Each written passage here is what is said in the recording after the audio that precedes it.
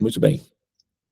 Então, como nós estávamos falando, a gente vai dar aqui a sequência, né, da, da descrição que é oferecida dentro da revelação védica para o propósito de nós termos informação acerca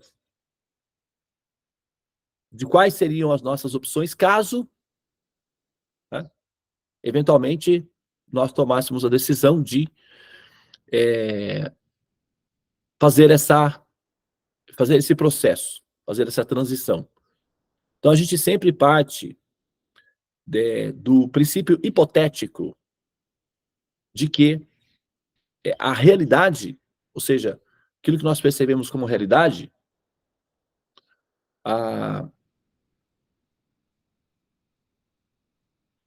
permite com que nós possamos ter interação objetiva em relação a ela. Assim como, por exemplo, né, você decide que vai ao shopping center e não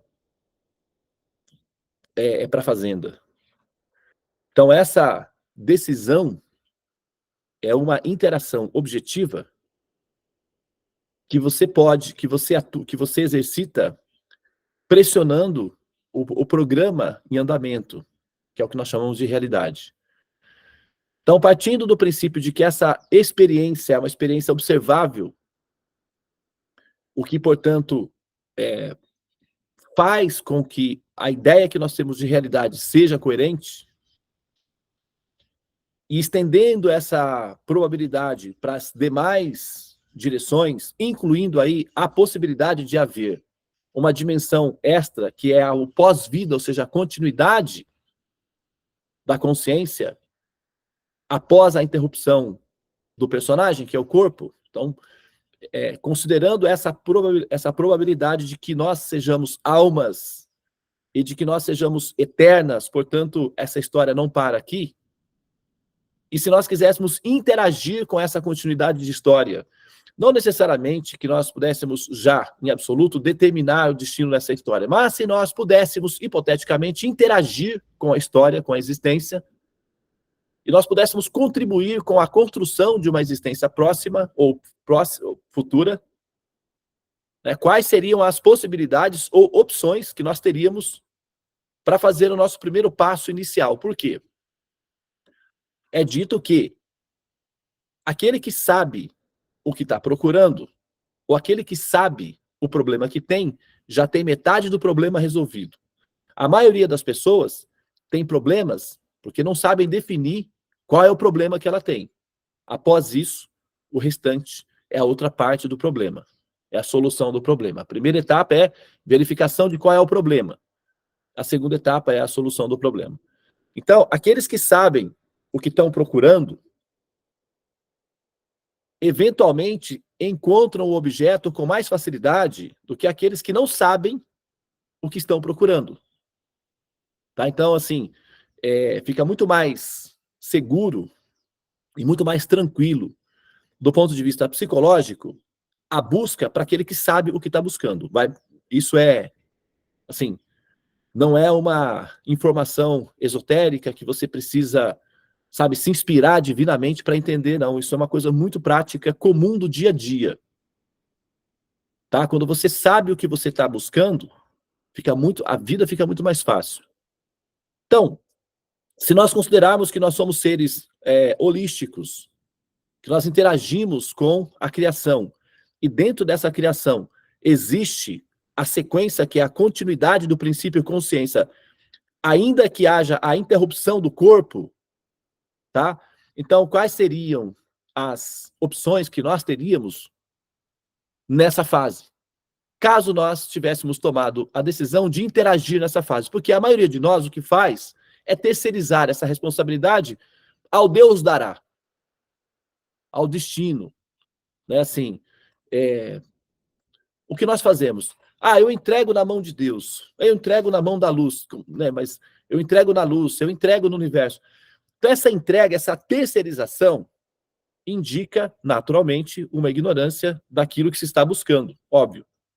Não é uma decisão, não é uma renúncia. Aparentemente parece ser uma renúncia, uma atitude nobre, de entrega, de confiança, mas na verdade, no fundo, ela revela um estado de ignorância, muito mais do que confiança.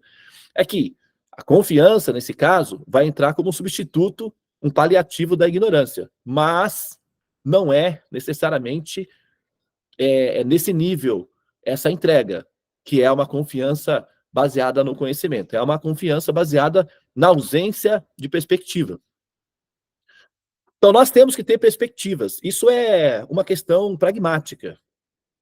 A gente precisa saber quais são as opções que nós temos à disposição. Okay? Se alguém vem vender para você um produto, você vai perguntar quais são as opções. É natural.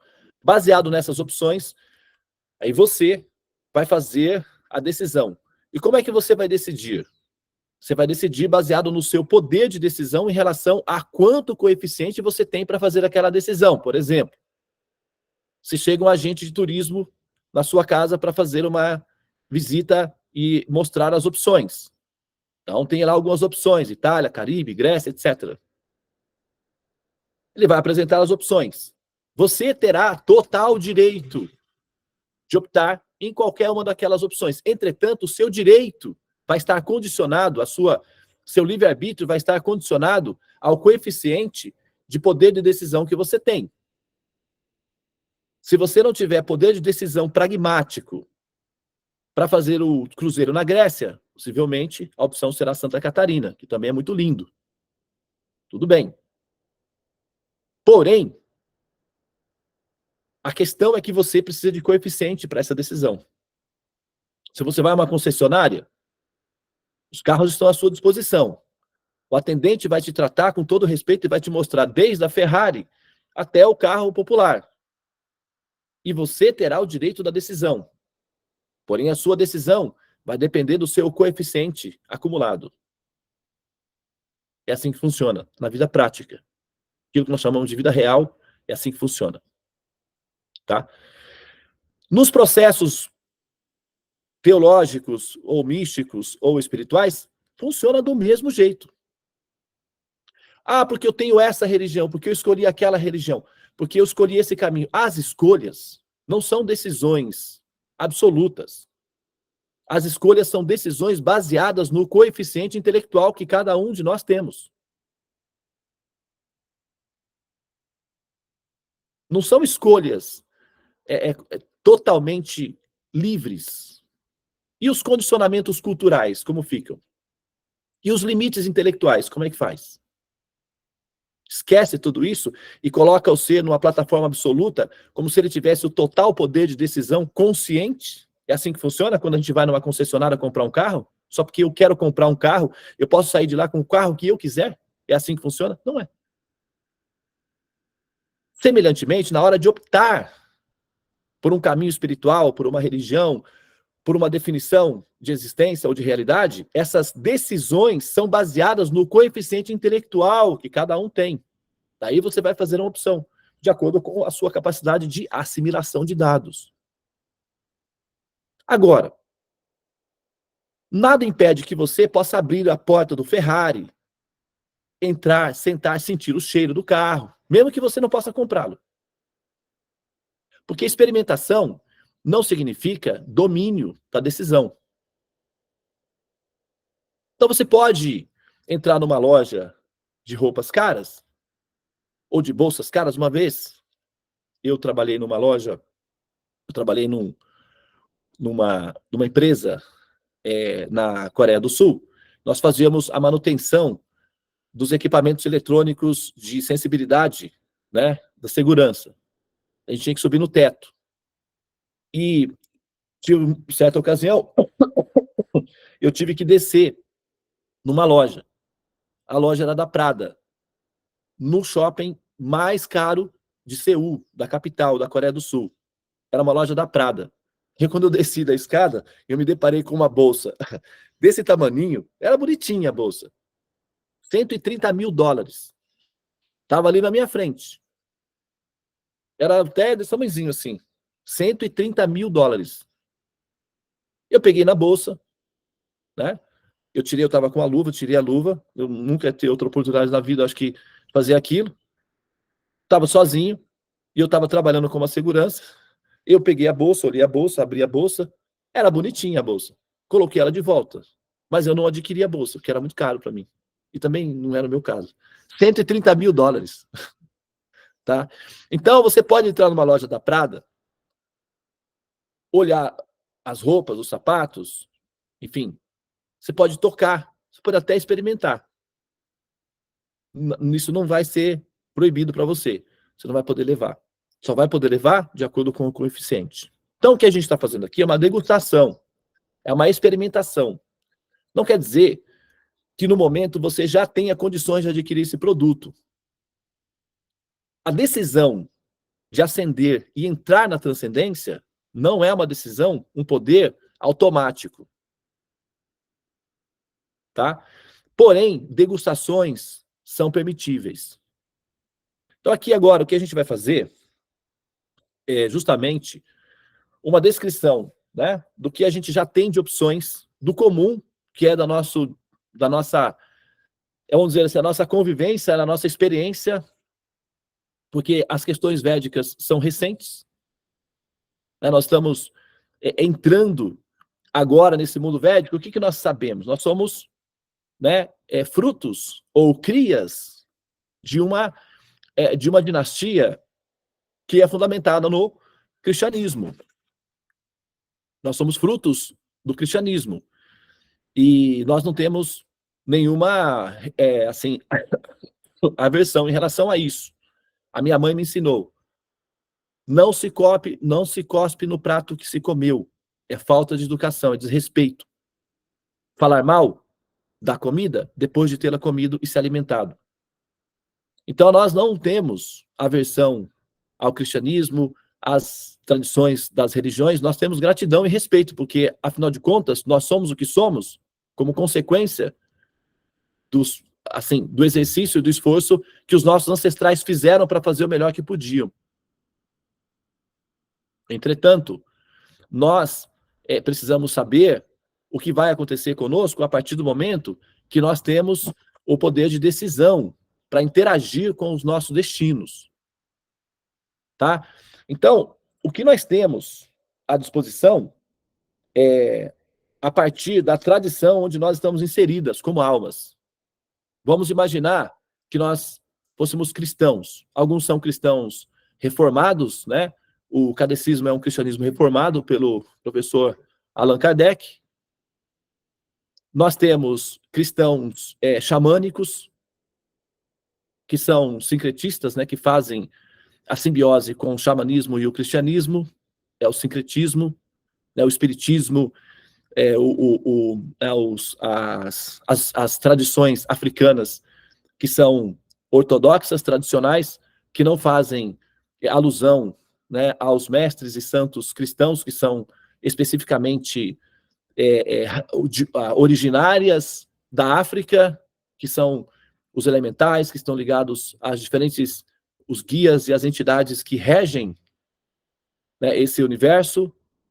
Nós temos as tradições xamânicas brasileiras ou, né, latinas dos índios, os ameríndios, né, os índios americanos, que aí vai entrar na questão dos totens, dos animais de poder, etc.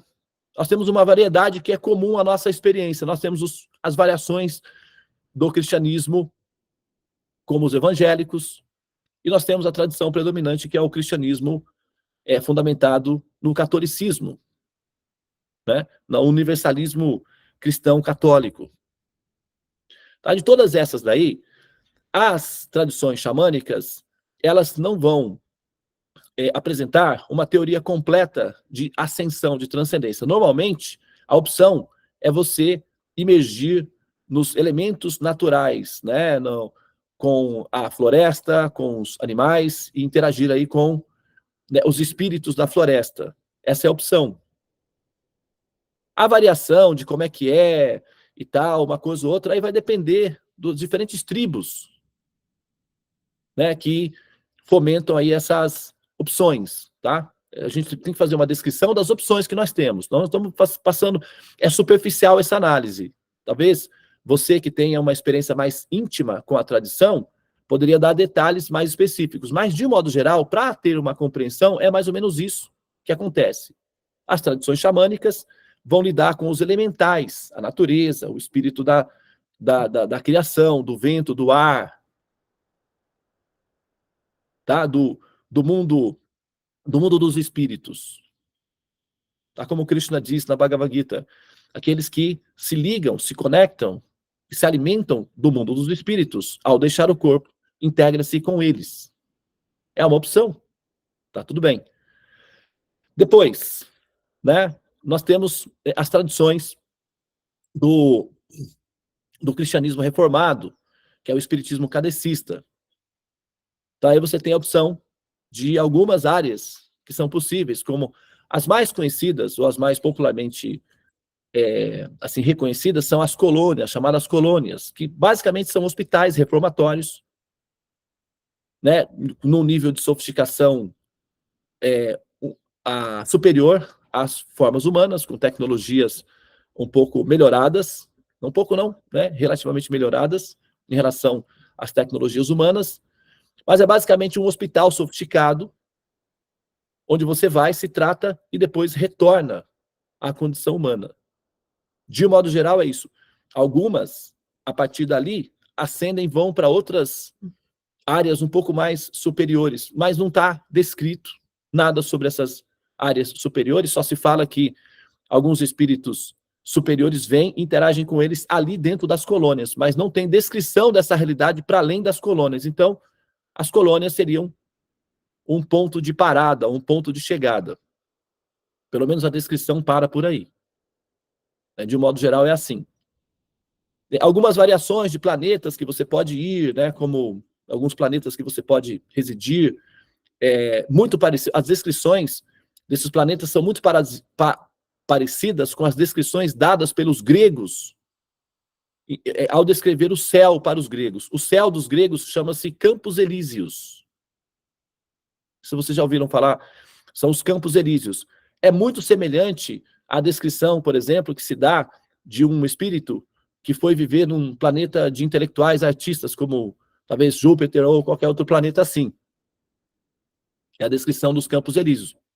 É uma opção relativamente interessante, né? As pessoas ficam com seus corpos atuais, basicamente a forma dos corpos atuais. Algumas, né, idiosincrasias que podem ser apresentadas em relação a isso daí é que essas opções, elas são uma extensão do corpo atual que você tem. Se você não estiver satisfeito com o seu corpo, ou se você não estiver satisfeito com a sua sexualidade, isso pode gerar algum conflito, pelo menos em aparências. Como é que se resolve isso dentro da administração local lá? Isso é outro assunto que não está muito bem explicado ainda. Porém, existem algumas dificuldades aí. Eu só estou falando, novamente, tá? Eu não estou fazendo uma análise sistemática de cada uma dessas opções. Eu estou sugerindo algumas opções aí, tá? Então, não estou com a autoridade, assumindo a autoridade para dar os detalhes. Mas se você... que eu não posso falar de um assunto sem pesquisar esse assunto antes. Então, esses assuntos que eu estou falando para vocês são objetos da minha pesquisa. Tá? Nós temos o céu, ou destino, oferecido pelos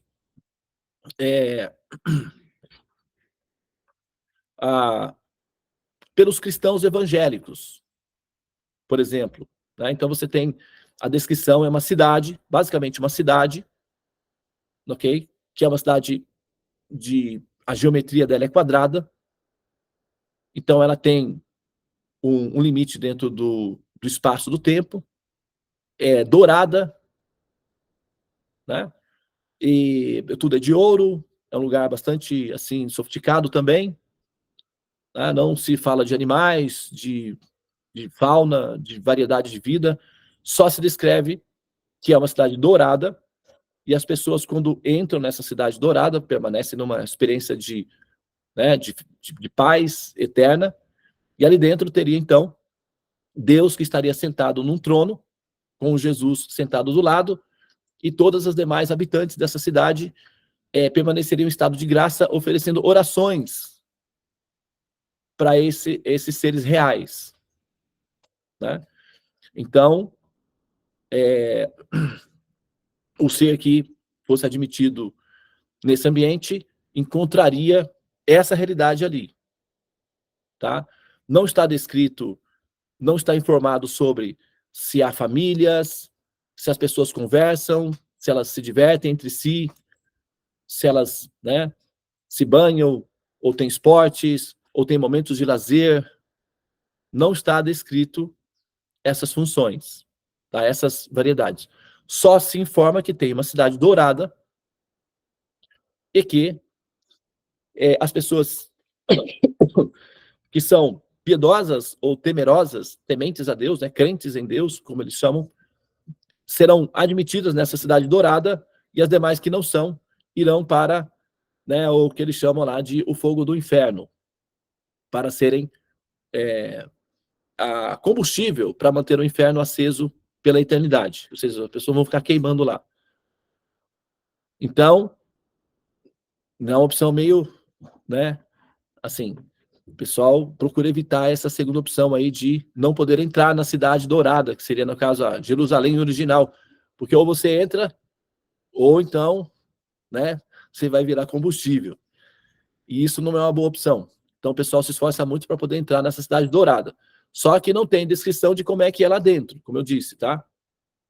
E existem alguns boatos que cogitam que as pessoas se transformam em seres angelicais, né, com corpos bem definidos, leves, sem desejos, sem ansiedade, sem pensamentos, sem nada. E eles são mais ou menos como que artistas, músicos, né? Que eles são peritos em cantar. Então eles tocam alguns instrumentos musicais. Um deles, que é muito assim falado, é a harpa, que é um instrumento, né, que associado à questão dos anjos, alguma coisa assim. Mas eles são habilidosos em cantar, né? Como no coral, como em corais. Então eles cantam bastante. E eles ficam muito tempo cantando para esse casal. Esse casal não, essa família real, que seria no caso Deus e Jesus, que ficam sentados no trono, recebendo as orações e as canções. É isso que se descreve. Possivelmente deve ter variedade de movimentos, né? Que eu não sei. Mas aparentemente para aí. Então você tem que se imaginar nessa condição, a princípio. Tá? Isso é prático, porque a gente tem que saber quais são os destinos. Se isso não for satisfatório, você pode trocar de opção. Então, você vai olhando quais são as opções disponíveis, tá? Então, essa é uma delas. A opção né, dos cristãos não varia muito de uma para outra, por quê? Né, assim, a base é a mesma. Então, você vai ter aí, né, uma coisa mais ou menos semelhante. Tem alguns grupos que são consideradas seitas hereges do cristianismo que criam, né, realidades paralelas. Como, por exemplo, os grupos conhecidos como a Testemunha de Jeová, por exemplo, já apresentam uma ideia de Deus, de céu, não no céu propriamente dito fora da terra, na própria terra. Que a própria terra seria transformada num paraíso semelhante ao Jardim do Éden, onde todos viveriam em harmonia e pacificidade. Então, se você pega, por exemplo, os livrinhos que eles oferecem, então você vai ver famílias, né, em piqueniques, com os animais. Então, parece que o céu na Terra também é vegetariano, porque os animais convivem com os humanos de uma maneira alegre e feliz. Então, parece que os animais não devoram os humanos, e aparentemente os humanos também não devem devorar os animais, porque eles não ficariam tão pacíficos próximos dos humanos, a não ser que eles tivessem também a liberdade de serem, né, assim, não serem machucados. Né? Então você tem ali um céu na Terra, é uma opção. Transformar a Terra no céu e viver aqui na sua forma atual. Não mostra dentro das ilustrações, pessoas com defeitos físicos. Todas são perfeitas. E também não tem pessoas feias. São todas bem bonitinhas. Que é uma boa coisa, né? Assim, que a pessoa que não está muito bem definida fisicamente, não está satisfeita com a sua forma física, eventualmente sofre com isso, né? E isso é um conflito. Mas num ambiente onde todos são belos e bem formados, esse conflito não está presente. É uma opção, só que é na Terra. E você, né, aí, a aposta é que teria que fazer isso, né, aqui, a transformação da Terra. Ou quando Jesus voltar, essa transformação vai acontecer automaticamente. Só que só cabe 144 mil pessoas, de acordo com a teoria deles. Então, nós, né, temos meio exclusivo ali, você tem que dar um jeitinho de entrar. Como é uma religião já com, acho que quase 100 anos, é uma equipe com quase 100 anos, então você tem uma quantidade muito maior de membros que 144 mil. Então, já existe uma certa competição por uma vaga aí. Agora, se você vai entrar para tentar uma vaga, você tem que saber que existe essa dificuldade. Primeiro, você tem que conseguir uma vaga para garantir que você vai estar nesse paraíso, e depois você vai ter que trabalhar para que esse paraíso aconteça aqui, o que vai dar um pouco de trabalho também. Então, prepare-se, é trabalhoso. Convencer o povo dá trabalho. O povo gosta mesmo de ir no show da Madonna.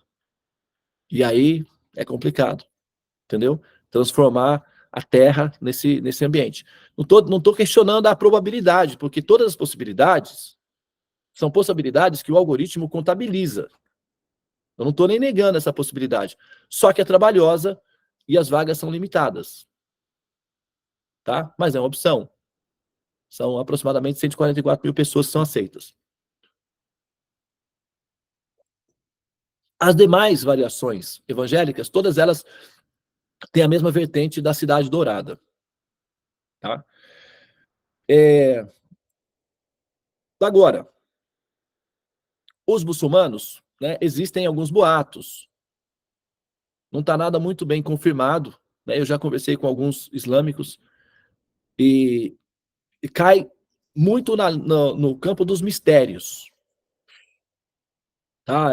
A ideia dos mistérios. Ninguém sabe, tudo é um mistério, mas como o sistema de religião surge a partir de um sistema monárquico, de reinados, e a ideia de você ter palácios e reinos, né? Nabucodonosor, o Saddam Hussein com aquela quantidade de palácios, os palácios dos árabes que são suntuosos, né? Os haréns dos sultãos, aquilo e como o mundo é dominado pelos homens e as religiões são criadas, desenhadas e orientadas, as religiões que são de inspiração humana, são basicamente produzidas no intelecto humano do homem, o masculino. São os homens que criam as religiões. As mulheres participam como coadjuvantes, basicamente, predominantemente. Vamos colocar 99% das religiões do mundo foram criadas, formatadas aplicadas e são operadas ainda hoje por homens, e elas são de mentalidade exclusivamente masculina. Elas são patriarcais. Tá?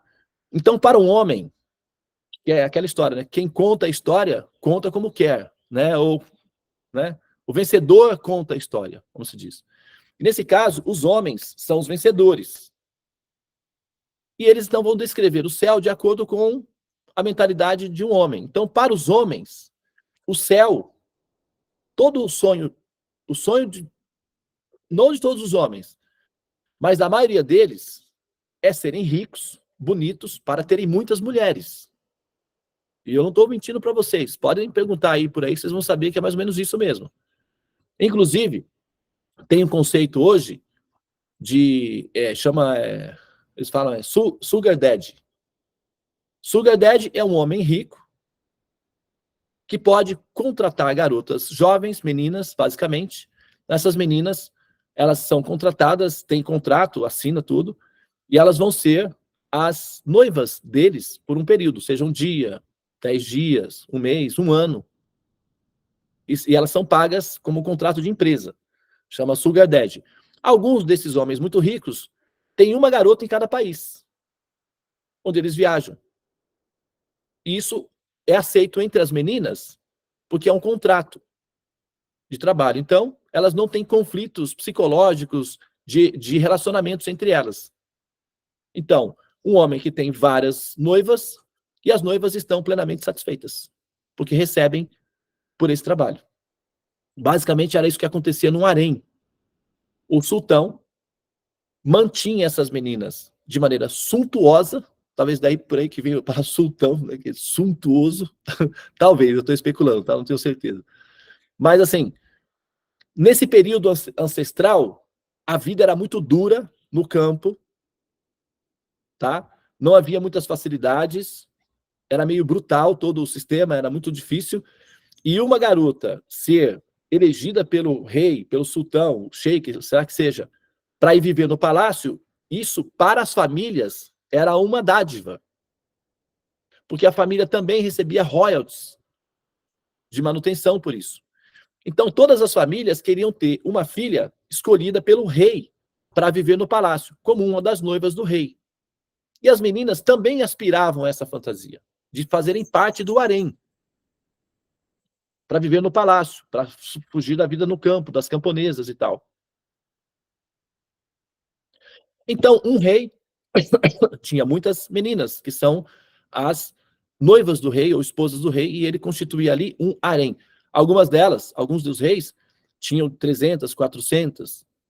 Se fala que o Salomão, o rei descrito na Bíblia, o filho do Davi, parece que ele tinha 700 mulheres, se eu não me engano.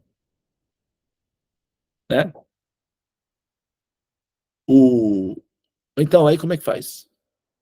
Né? Entende?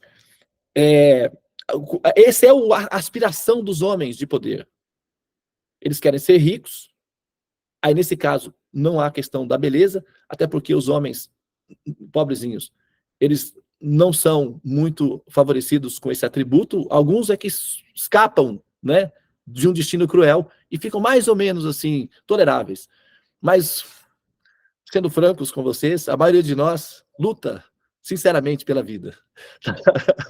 Essa aqui é a realidade. Vamos jogar o jogo como ele é jogado, tá? Agora, se você tem poder e dinheiro, esse problema fica solucionado. Isso é do jogo do contrato social. Tá?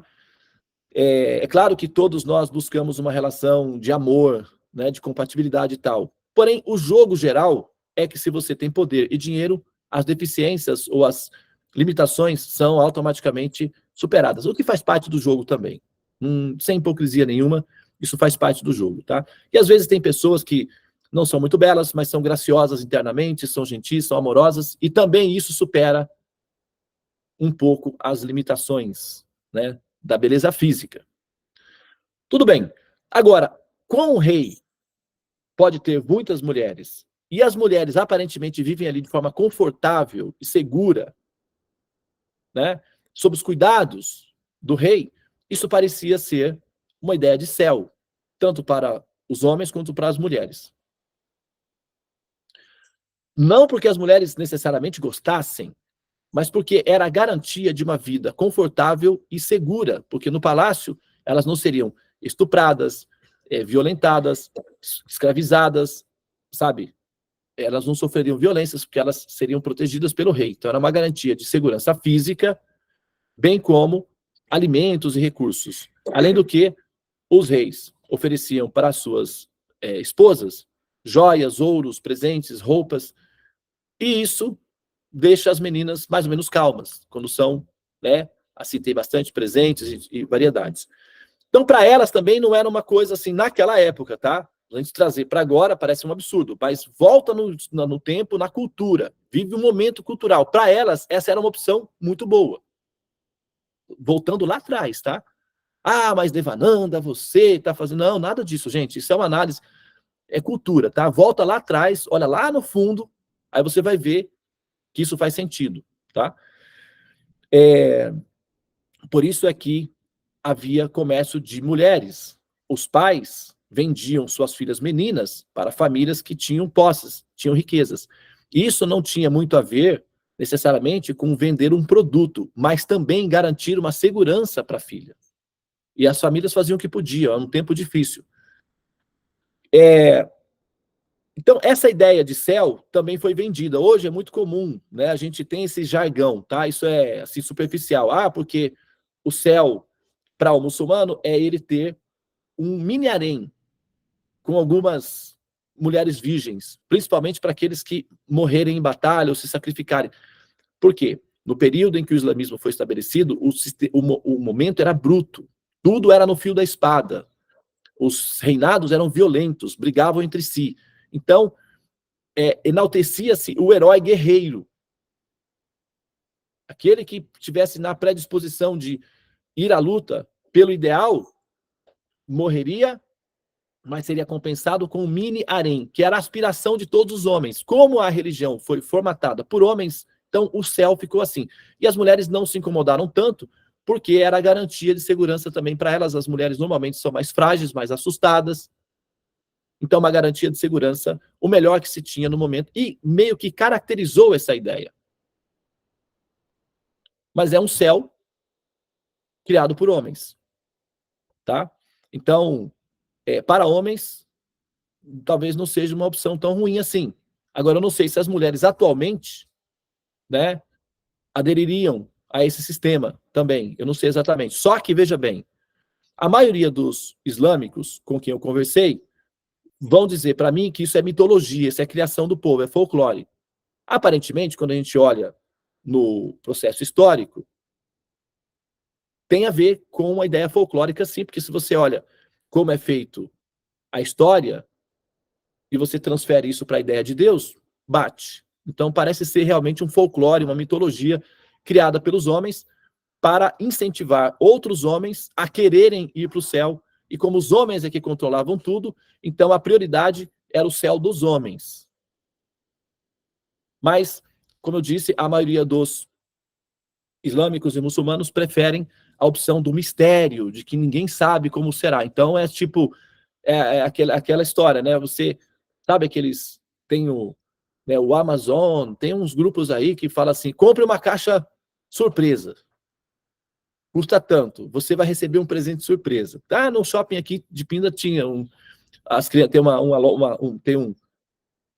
uma máquina lá, tá cheio de caixinhas, com preços variados, e tem uma surpresinha dentro. Então você vai lá e compra, abriu. O que vier é o que tem. É mais ou menos, nesse caso do mistério de que ninguém sabe, é mais ou menos uma caixa de surpresa. Então a pessoa vai partir do seguinte princípio: eu considero que Deus seja bom, que ele não vai, tipo, sacanear comigo depois de eu ter sido tão legal com ele, né? Mas eu não sei, porque aqui tem tanto problema, tem morte, tem dor, tem sofrimento, então eu já tô meio que me sentindo, vamos dizer, entre aspas, sacaneada. Então eu confio, mas desconfio, se tipo, eu durmo com um olho, mas com o outro aberto, né? Pessoal, como é que é o ditado lá? Eu esqueci como é o ditado, mas é mais ou menos essa ideia. Você dorme com um olho, fecha um olho, mas o outro você fica aberto. Então, diante da nossa experiência humana, do sofrimento, da dor, das doenças, das dificuldades que nós vivemos de forma prática, e tudo foi criado por Deus, a ideia que nós temos, né, o conceito de tudo foi criado por Deus, a pré-existência do mal, ou a coexistência do mal, faz parecer que Deus é cúmplice desse mal, ou participa desse mal como co-criador do mal, ou criador do mal. Então, se ele foi capaz de criar o mal que nos afeta, e nós vamos apostar de que ele não vai fazer algo semelhante depois, é uma aposta que a gente aposta porque nós temos fé e confiança. Entretanto, sabe como é aquela história? O gato escaldado tem medo de água fria. Gato escaldado é que o pessoal pega um gato, ou o gato cai no caldeirão fervente, ou alguém joga o gato lá, não sei, a bruxa joga no gato, e o gato consegue escapar. Daí, quando ele foge da água quente, mesmo que a água esteja fria, ele fica assustado, né? O trauma, é o trauma, o tal do trauma. Então, esse é o ditado: o gato escaldado tem medo de água fria. Então, A nossa experiência na convivência com o mundo chamado material é permeado de sofrimentos psicológicos, físicos e geológicos, como nós estamos vendo agora o problema no Rio Grande do Sul. Então, nós somos cercados ou cercadas de situações que são situações que são desfavoráveis e que produzem medo em nós. Ao mesmo tempo, nós temos que fazer uma aposta no escuro, assim, considerando que isso não vai acontecer no futuro, mas é uma aposta no escuro, tipo comprar uma caixa mágica. Quando você transfere a responsabilidade para o mistério, você tem que saber que essa transferência para o mistério não é uma transferência absolutamente pura. Você não está fazendo essa transferência com 100% de segurança. Por quê? Existe um fator histórico, psicológico que te envolve. Você está envolvido num contexto que existe muitos problemas e você tem a experiência do medo, da ansiedade. Então, essa transferência não é absolutamente 100% pura de todos esses resíduos. Então, é uma aposta com desconfiança. O resíduo... Não, Devananda, não... Então, bom, se você dá uma melhoradinha na lente, vai ver. Né? Aqui, ó, a plataforma da mesa onde eu tô tá limpa, tá branquinho aqui, ó. Não tô vendo nada. Mas se eu colocar uma lente de precisão, eu vou ver as bactérias ali, o ecossistema, a vida toda tá ali. Então, dependendo do tipo de lente que você tem, de autoanálise, você vai ver você puro. Ah, eu tô puro. Mas se colocar uma lente de precisão, poxa, mas aí já não dá. Aí eu já não sabia que era assim. Teria sido melhor não ter colocado lente nenhuma, porque assim eu podia continuar a vida. Tudo bem, mas só que você ia viver uma ilusão também. Né? Então, a realidade é que nós temos que nos limpar, nos purificar dos medos, das ansiedades e da ignorância para poder ter uma opção consciente. Ok? Muito bem. Existem outras variações que eu não mencionei aqui, mas não foge muito dessa realidade, não. Tem a possibilidade, que é a possibilidade do niilismo. Tá? Essa possibilidade do niilismo, ela requer um compêndio de... eu vou concluir em 5 minutos, tá? Ela requer um compêndio de um exercício intelectual muito sofisticado, bem sofisticado. O Buda, Siddhartha Gautama, ele estabeleceu uma comunidade para homens. Tá? Depois as mulheres entraram, bem depois. Mas ele estabeleceu um sistema para que os pensadores, é um sistema para pensadores intelectuais. E, basicamente, nesse sistema, o ser precisa livrar-se de todas os apegos, as âncoras que o fazem renascer. Então, de acordo com esse sistema, todo o processo de sofrimento, o sistema inteiro tem a ver com eliminar o sofrimento. É aquilo que nós falamos, né? Todas as nossas atividades são fundamentadas em ou aumentar o prazer ou diminuir o sofrimento. Tá? O sistema inteiro do budismo, que é basicamente o niilismo transcendental, é fundamentado na ideia de eliminar o sofrimento. Então, a forma mais segura de eliminar o sofrimento é eliminar a alma, eliminar a consciência. Porque a causa dos sofrimentos são os desejos. E os desejos vêm da onde? Da consciência. Então, se você eliminar um desejo, não desejo mais maçã, ótimo, mas aí você vai desejar pera.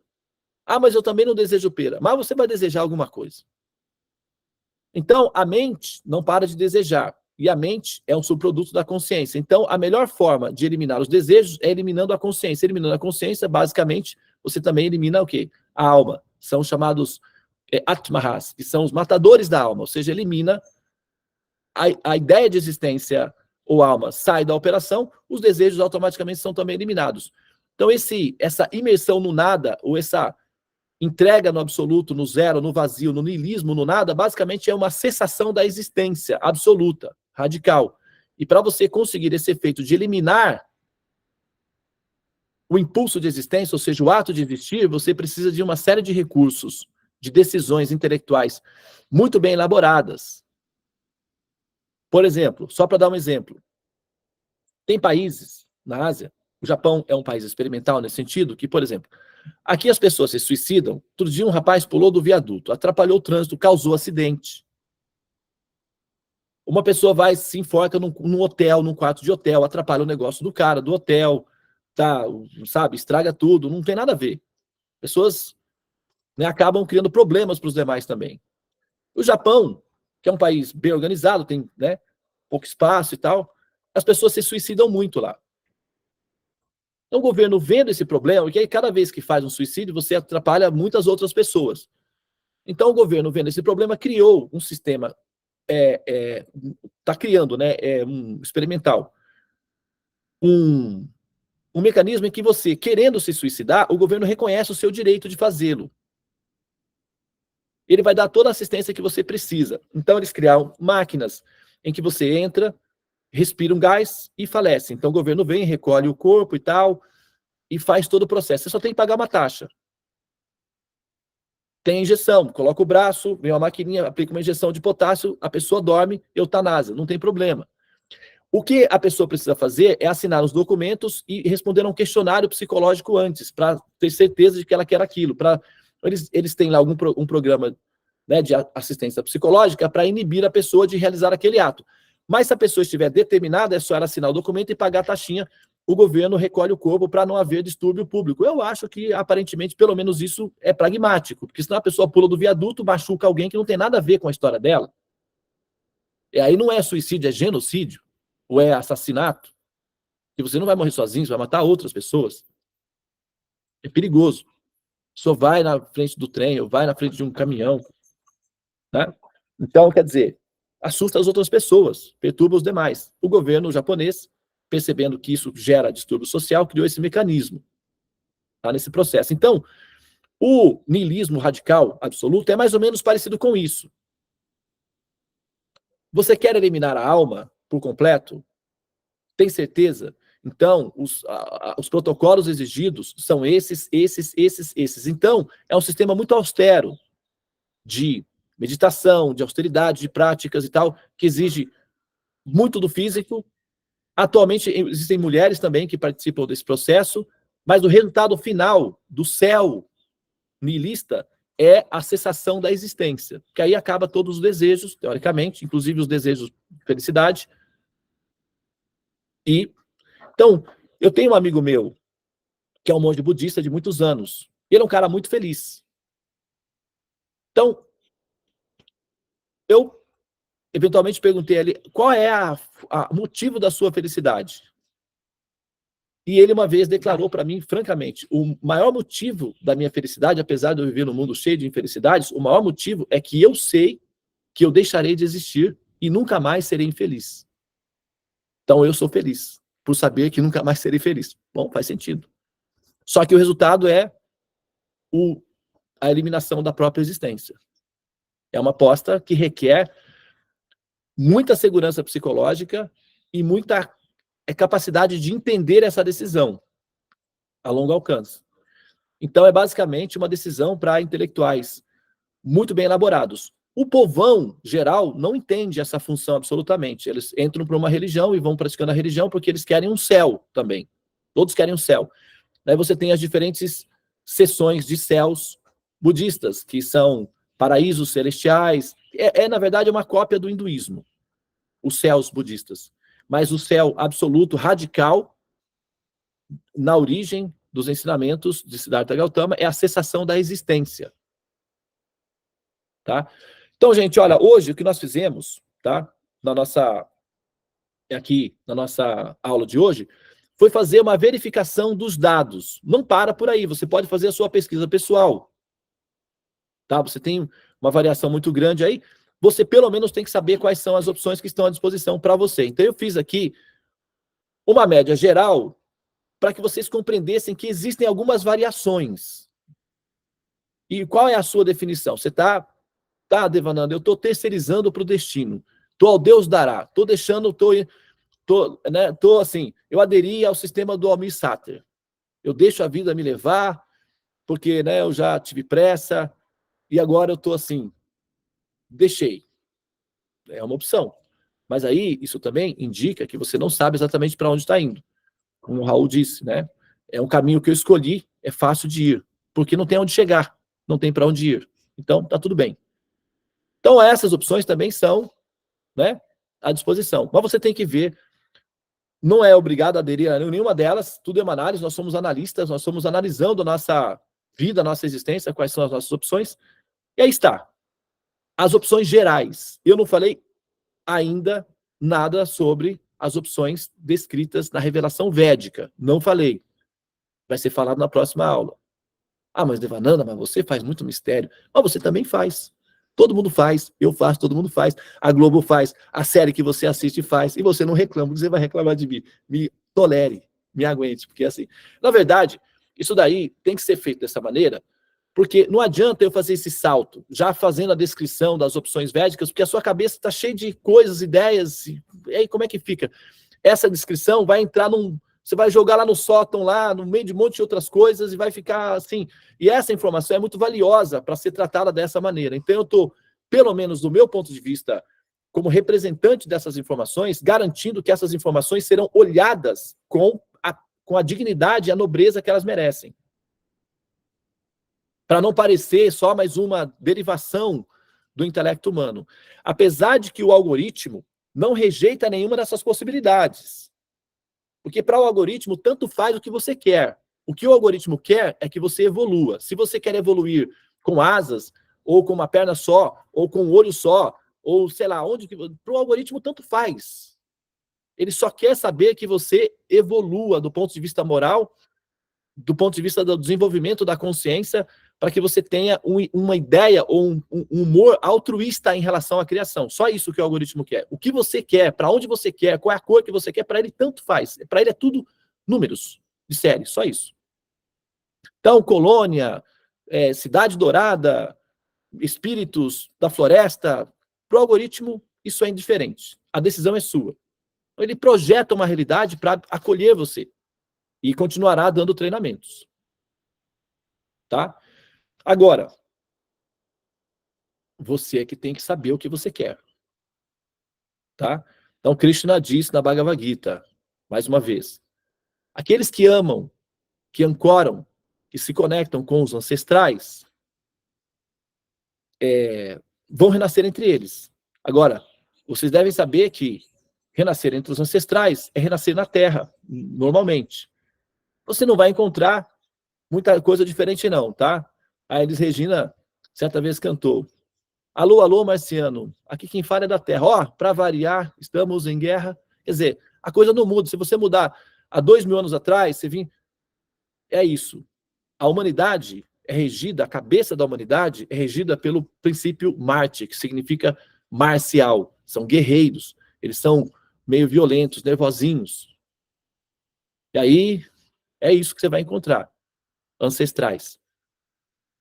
Aqueles que gostam dos espíritos da floresta, que seja, qualquer um que seja, qualquer espírito, guias, né, os elementais das matrizes africanas, ou que seja dos ameríndios, dos incas, sabe? Independentemente de qual seja a variante dos espíritos ou guias sugeridos aí, são espíritos. Então, é com eles, para eles é que você vai. Tá? Então, assim, isso é algorítmico. É só uma informação algorítmica. Como é que funciona a máquina? Agora, Krishna diz no final, porém, aqueles que me compreendem, que são meus amigos, que gostam de mim, né, que não têm problemas com relação a mim, e que querem estar comigo, eu ficarei muito feliz de recebê-los e acolhê-los na minha morada transcendental. Daí você pergunta, e como é essa morada transcendental, Devananda? Ah, então agora a gente vai falar sobre isso, porque nós não falamos ainda. né? A gente só falou das variações que a gente tem no nosso, né, na nossa feira popular aí, ok? Das várias religiões que a gente tem à disposição na humanidade. Eu não cobri todas elas, evidentemente, mas não muda muita coisa de uma para outra, não. Alguns detalhezinhos, né? E aí, semana que vem, a gente entra, então, tá, nas descrições propriamente ditas da revelação védica, no sentido, ok? Da descrição de como são as opções, caso você quisesse fazer essa opção. Ah, mas Devananda, e se eu não tiver coeficiente? Bom, aí vamos ter que dar um jeito. É outro problema. São muitos problemas. Vamos por partes, né? A gente vai eliminando pouco a pouco. Se a opção for feita, a decisão for tomada e não houver coeficiente, então nós vamos precisar melhorar isso daí, porque afinal de contas, como é que é? Wonderful Words, né? A música que nós vamos ouvir hoje. Nós vamos colocar no final a música Wonderful Words, né? Porque nós somos almas e aspiramos à felicidade eterna. Então a gente tem que ter opção para isso daí também, tá bem? Muito bem, Namastê, Hare Krishna, Krishna Krishna, Hare Hare, Hare Rama, Rama Rama, Hare Hare.